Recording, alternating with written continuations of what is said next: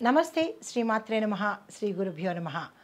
మే నెల 4వ తారీఖు 2025 ఆదివారం నాటి దిన ఫలితాలలో పంచాంగం ప్రకారము శ్రీ విశ్వావసునామ సంవత్సరము ఉత్తరాయణం వసంత ఋతువు వైశాఖ మాసం శుక్లపక్షం నాటి సూర్యోదయ సమయము తెల్లవారుజామున 5:52 సూర్యాస్తమ సమయం సాయంత్రం 6:33. ఈరోజు తిది సప్తమి ఉదయం 7:20 వరకు. తదుపరి అష్టమి తిథి ప్రవేశము. అయితే పుష్యమి నక్షత్రం మధ్యాహ్నం 12:55 వరకు. తదుపరి ఆశ్లేష నక్షత్ర ప్రవేశము.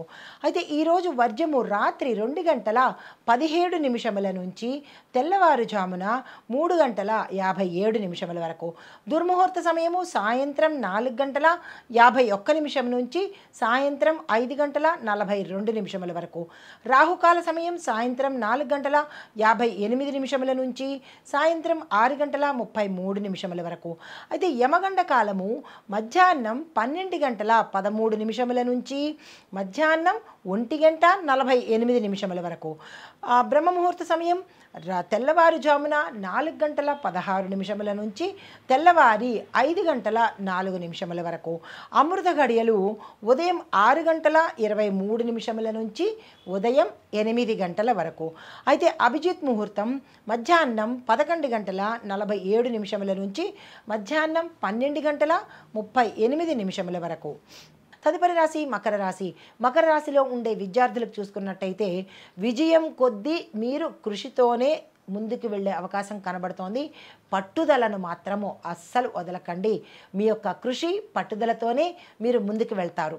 అయితే వ్యాపారస్తులకు చూసుకున్నట్టయితే ఖర్చులు చాలా ఎక్కువగా కనబడుతున్నాయి. వాటిని నియంత్రించుకునే ప్రయత్నం చేయండి. పొదుపు పాటించే ప్రయత్నం చేయండి. కొంతమందికి ధనము పోగొట్టుకునే అవకాశం కనబడుతోంది.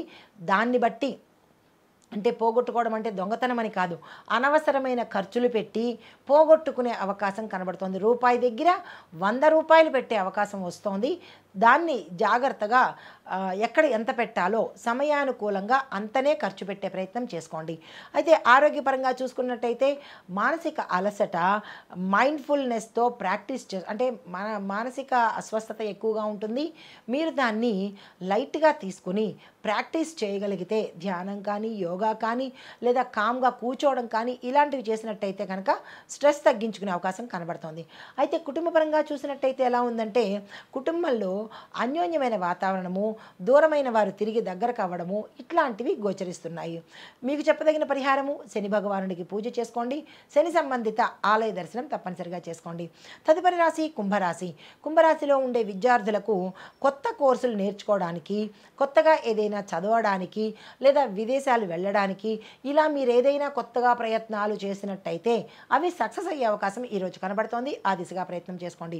వ్యాపారస్తులకు ఉద్యోగస్తులకు చూసినట్టయితే విపరీతమైన గ్రోత్, డెవలప్మెంటు, ప్రమోషన్స్, ప్యాకేజీ పెరగడాలు, లాభాలు ఇలాగా అన్ని రకాలుగా వ్యాపారస్తులకు ఉద్యోగస్తులకు కూడా చక్కని సుదినము ఈరోజు. అయితే మీకు మీ పట్ల ఇతరులకు ఈరోజు అభిమానం పెరిగే రోజు. దాన్ని మీరు స్వీకరించే ప్రయత్నం చేసుకోండి. ఆరోగ్యపరంగా చూసుకున్నట్టయితే కనుక కాళ్ళకు సంబంధించిన సమస్యలు, గుప్త రోగాలు బయటపడే అవకాశం ఎక్కువగా కనబడుతోంది. జాగ్రత్తలు తీసుకోండి. దాంతోపాటు విశ్రాంతి కూడా తీసుకోండి. కుటుంబపరంగా చూసుకున్నట్టయితే కుటుంబంలో ఇబ్బందులు కలిగే అవకాశము, సమస్యలు తలెత్తే అవకాశం కనబడుతోంది. దాన్ని సమన్వయ ధోరణితో, చర్చించుకునే ధోరణితో సానుకూలంగా స్పందించే ప్రయత్నం చేసుకోండి. మీకు చెప్పదగిన పరిహారము రాహువు కేతువులు మీకు చాలా ఇబ్బంది పెట్టేటట్టుగా కనబడుతోంది. దానికి సంబంధించినటువంటి శాంతి కానీ, జపాలు కానీ, దానాలు కానీ, హోమాలు కానీ మీ యొక్క శక్తి సామర్థ్యాలను బట్టి చేయించుకునే ప్రయత్నం చేసుకోండి. తదుపరి రాశి మీనరాశి. ఈ రాశిలో ఉండే విద్యార్థులకు చూసుకున్నట్టయితే కనుక క్రియేటివిటీ విద్యలో అంటే క్రియేటివ్కి సంబంధించినటువంటి విద్యను ఎవరైతే చదువుకుంటున్నారో ఆ స్టూడెంట్స్కి విపరీతమైన గ్రోత్ రావడము, విదేశాలలో స్థిరపడే అవకాశాలు కనపడము, అక్కడి నుంచి మీకు ఆఫర్స్ వచ్చేటట్టుగా, శుభవర్తమానాలు వచ్చేటట్టుగా గోచరిస్తోంది. అయితే గుర్తింపు కూడా మీరు పొందే అవకాశము ఈరోజు కనబడుతోంది. వ్యాపారస్తులకు చూసుకున్నట్టయితే ఆకస్మిక లాభాలు, గోచరిస్తున్నాయి. గతంలో పెట్టుబడిన పెట్టుబడులకు మీరు పెట్టుకున్నవి ఈ సమయంలో లాభాలు తెచ్చిపెట్టేటట్టుగాను, మీ వ్యాపారము అభివృద్ధి దిశగా వెళ్ళేటట్టుగాను ఈరోజు కనబడుతోంది. అయితే ధైర్యంగా ముందుకు సాగండి. ఆరోగ్యపరంగా చూసుకున్నట్టయితే కండరాలకు సంబంధించిన నొప్పులు, తర్వాత బోన్స్కి సంబంధించినటువంటి రుగ్మతలు వచ్చే అవకాశం కనబడుతోంది. జాగ్రత్తలు తీసుకోండి. మీకు చెప్పదగిన పరిహారము గురు పూజ చేసుకోండి. గురు సంబంధిత ఆలయ దర్శనం తప్పనిసరిగా చేసుకోండి. ఇది మేషాది ద్వాదశ రాశుల వారికి ఈరోజు చెప్పదగిన గోచారరీత్యా ఫలితాలు, పరిహారాలు, సూచనలు. నమస్తే.